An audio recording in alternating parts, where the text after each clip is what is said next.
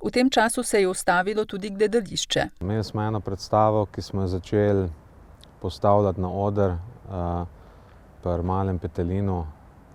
Lani januarja smo začeli in smo ravno enkrat marca ne bi šli prvič na odrske vaje in se pa vse to ustavilo, prestavilo na, smo rekli takrat, na jesen. Ko smo se jeseni spet nazaj zbirali, da se bomo dobili, se spet vse zaprlo. Tako da smo pa imeli vaje pač preko spleta. Zdaj pa, ker se še kar vlečen, malo smo mislili, da bomo mogoče januarja lahko že nadaljevali, smo zdaj v bistvu sprejeli odločitev, da bomo imeli premiero v jeseni.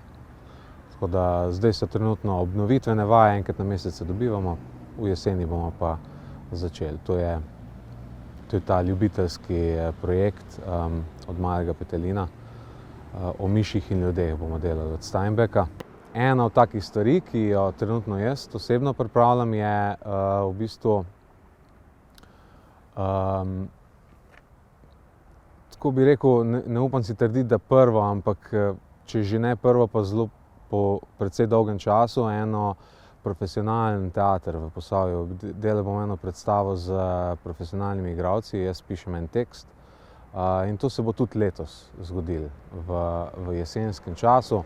Zdaj, če bo ta epidemija še vedno trajala, bomo našli druge rešitve. Imam tudi eno backup opcijo, da bi to naredili kot neke sorte gledališki film, kar bi bilo tudi zanimivo. Ampak se mi zdi, da pač te časi so takšni, da te pač prisilijo se znajti. No. Ne verjamem v to, da se bo zdaj kar svet spremenil, zaradi tega, ker smo imeli eno epidemijo. Imeli smo epidemije že v preteklosti kot človeštvo, pa smo se vedno pobrali. In tudi teater se mi zdi, da bo preživel to.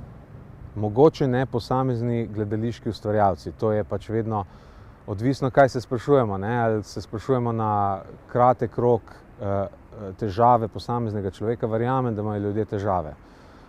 In pomembno je, da si pomagamo in da stopimo skupaj. Ampak teater kot tak, kot koncept pa ne bo umrl. Zato, ker ni umrl tudi, ko je prišel film, ni umrl, ko je prišla televizija, niti ko je prišel internet. Ne? Bo pa najbrž prihajalo do kakšnih inovacij. Že jaz uvajam inovacije pri sebi, v svojem načinu razmišljanja. Tako da mogoče je to na vseh področjih kulture tudi ena svežina.